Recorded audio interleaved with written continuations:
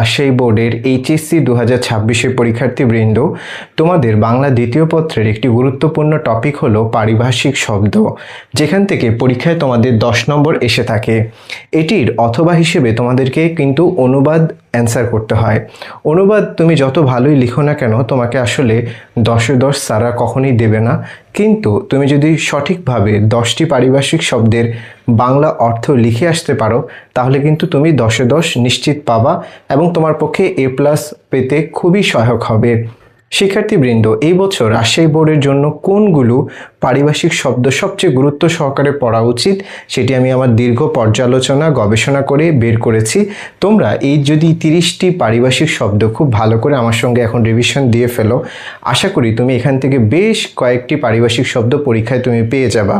তোমার আগেও হয়তো অনেক পড়া থাকতে পারে, কিন্তু তুমি যদি আমার সঙ্গে এখন এই পুরো ক্লাসটি করো, তাহলে তোমার প্রস্তুতিটা একটু বেশি পরিমাণে ভালো হলো এবং তুমি একটু অন্যদের তুলনায় এগিয়ে থাকলে।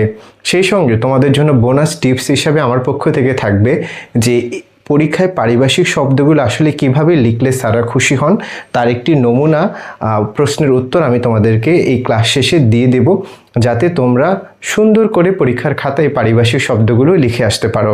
শিক্ষার্থীবৃন্দ, এই যে 30টি পারিভাষিক শব্দ তোমরা এখানে দেখছো, আমি কিন্তু এই সাজেশনটি তৈরি করেছি মূলত রাজশাহী বোর্ডের শিক্ষার্থীদেরকে কেন্দ্র করে। অন্য বোর্ডের যে সকল শিক্ষার্থীরা তোমরা আমার এই ক্লাসটি করছো, তোমরা চাইলে এটি দেখে নিতে পারো, কিন্তু এটি মূলত রাজশাহী বোর্ডের শিক্ষার্থীরাই দেখা উচিত। আমি প্রথমত যে শব্দটি নিয়ে একটু কথা বলবো, সেটি হচ্ছে সাবসিডি। সাবসিডি শব্দটা তোমরা একটু পড়বা। সাবসিডি শব্দের অর্থ হলো ভর্তুকি।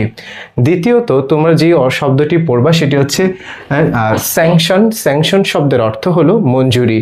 তৃতীয়তে তোমরা যে শব্দটি পড়বা সেটি হচ্ছে মেমোরেন্ডাম। মেমোরেন্ডাম শব্দের অর্থ স্মারকলিপি। মেমোরেন্ডাম শব্দের অর্থ কি? স্মারকলিপি। 4 নম্বরে তুমি যে শব্দটি পড়বা সেটি হচ্ছে ম্যানিফেস্টো। ম্যানিফেস্টো শব্দের অর্থ হলো নির্বাচনী ইশতেহার। 5 নঙ্গে তুমি পড়বা লিয়েন। লিয়েন শব্দের অর্থ হলো পূর্ব সত্য। 6 তুমি পড়বা এমবার্গো। এমবার্গো শব্দের অর্থ হলো নিষেধাজ্ঞা।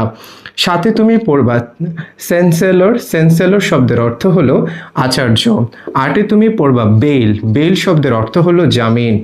9 তুমি পড়বা আন্ডারটেকিং। আন্ডারটেকিং শব্দের অর্থ হলো অঙ্গীকার। আন্ডারটেকিং শব্দের অর্থ কি? অঙ্গীকার। 10 তুমি পড়বা স্পন্সর। স্পন্সর শব্দের অর্থ হলো পৃষ্ঠপোষক। 11 তুমি পড়বা রেভিনিউ। রেভিনিউ শব্দের অর্থ হলো রাজস্ব। 12 তুমি পড়বা প্রেসক্রিপশন। প্রেসক্রিপশন শব্দের বাংলা অর্থ হচ্ছে ব্যবস্থাপত্র। প্রেসক্রিপশন শব্দের বাংলা অর্থ কি? ব্যবস্থাপত্র। 13 তুমি পড়বা প্লসিভ। প্লসিভ শব্দের অর্থ হলো স্পর্শধ্বনি।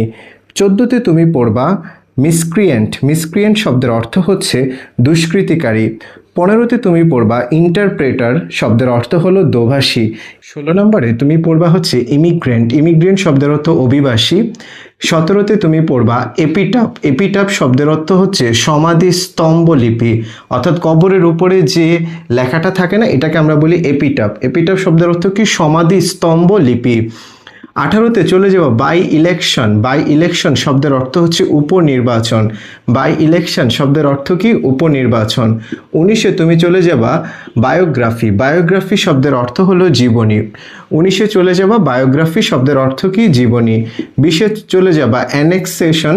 অ্যানেক্সেশন শব্দের অর্থ হলো সংযুক্তি। সংযুক্তি তুমি চলে যাবা। 21 তুমি চলে যাবে ফার্স্ট এইড। ফার্স্ট এইড শব্দের অর্থ হলো প্রাথমিক চিকিৎসা। ফার্স্ট এইড শব্দের অর্থ কি?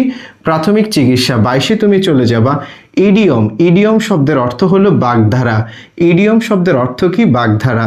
23 তুমি চলে যাবা রিনিউ। রিনিউ শব্দের অর্থ হলো নবায়ন করা। রিনিউ শব্দের অর্থ কি? নবায়ন করা। 24 চলে যাবা ইমেইল।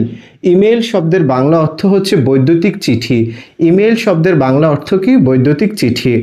25 তুমি চলে যাবা। 25 এসে তুমি পড়বা হচ্ছে পাবলিক ওয়ার্কস। পাবলিক ওয়ার্কসের বাংলা অর্থ হচ্ছে গণপূর্ত। পাবলিক ওয়ার্কসের বাংলা অর্থ কি? গণপূর্ত। 26 তুমি চলে যাবা রিয়েলিজম। রিয়েলিজম শব্দের বাংলা অর্থ হচ্ছে বাস্তববাদ। রিয়েলিজম শব্দের বাংলা অর্থ কি? বাস্তববাদ। তারপরে 27 চলে যাবা নমিনেশন। নমিনেশন শব্দের বাংলা অর্থ হচ্ছে মনোনয়ন। নমিনেশন শব্দের বাংলা অর্থ মনোনয়ন। 28-এ তুমি চলে যাবা ডায়ালেক্ট শব্দের বাংলা অর্থ হচ্ছে উপভাষা। তারপরে 29-এ চলে যাবা হস্টেজ শব্দের অর্থ হচ্ছে জিম্মি। এবং 30-এ তুমি চলে যাবা গ্র্যাটিউটি শব্দের অর্থ হচ্ছে আনুতোষিক। এটা পরীক্ষার হলে লিখে দিবে। তাহলে আমরা যদি একটু রিভিশন দেই, তাহলে ইমিগ্রেন্ট অভিবাসী, এপিটাফ সমাধিস্তম্ভ লিপি, বাই ইলেকশন উপনির্বাচন, বায়োগ্রাফি জীবনী, অ্যানেক্সেশন সংযুক্তি, ফার্স্ট এইড প্রাথমিক চিকিৎসা, ইডিয়ম বাগধারা রিনিউ নবায়ন করা, ইমেল বৈদ্যুতিক চিঠি, পাবলিক ওয়ার্ডস গণপূর্ত, রিয়েলিজম বাস্তববাদ, নমিনেশন মনোনয়ন, ডায়ালেক্ট উপভাষা, হোস্টেজ জিম্মি, আমাদের আনুতোষিক। এই 30টি হচ্ছে তোমাদের জন্য সাজেশন। এখন তোমরা এটা পরীক্ষার খাতায় কিভাবে লিখবে দেখো, স্যার একটা নমুনা ফর্মুলা তোমাদেরকে দিয়েছি। তোমরা সুন্দর করে স্কেল করে এরকম মোট 11টি ঘর করবে। উপরের যে ঘরটা সেখানে নেম প্লেট হিসেবে তুমি লিখবে, যেই কলামটা থাকবে সেখানে তুমি লিখবে ইংলিশ টার্ম বা ওয়ার্ড। ইংরেজি যে 10টা তোমার কমন পড়েছে সেই 10টা একদম ধারাবাহিকভাবে তুমি 1 থেকে 10 পর্যন্ত লিখবে।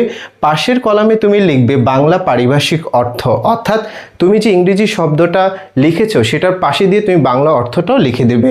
এভাবে সবগুলো যদি তুমি লিখো তাহলে দেখতে খাতাটার প্রেজেন্টেশনটা সুন্দর হলো। শিক্ষক তোমাকে 10-এ 10 দেবে, আবার অন্যভাবে লিখলেও হয়তো 10-এ 10 তোমাকে দেবে। কিন্তু তুমি যদি একটু সুন্দর প্রেজেন্টেশন থাকে, তুমি হয়তো এই ভালো প্রেজেন্টেশনের জন্য ভাব সম্প্রসারণে একটু বেশি নম্বর পেতে পারো, রচনাতে বেশি নম্বর পেতে পারো, বা চিঠিপত্র দরখাস্তে তুমি বেশি নম্বর পেতে পারো। তাই অবশ্যই বাংলা দ্বিতীয় পত্র পরীক্ষায় সুন্দর একটা প্রেজেন্টেশন তোমার খাতায় দেখতে চাই। থেকে বিশেষ সাজেশন পেতে চাও, তোমাদের জন্য বিশেষত মাত্র 100 টাকায় বিকাশের অথবা নগদের মাধ্যমে তোমরা পরিশোধ করে দিয়ে আমার কাছ থেকে বিশেষ সাজেশন পেতে পারো পরীক্ষার পূর্বে, যাতে তোমরা ভালো একটি পরীক্ষা দিতে পারো। এবং আমি তোমাদের জন্য চেষ্টা করব রাজশাহী বোর্ডের জন্য একটু স্বতন্ত্রভাবে আলাদা করে বিশেষ যত্ন নিয়ে একটি সাজেশন প্রস্তুত করতে, এবং এই সাজেশন আশা করি তোমাকে A+ পেতে যথেষ্ট সহায়তা করবে। আল্লাহ হাফেজ।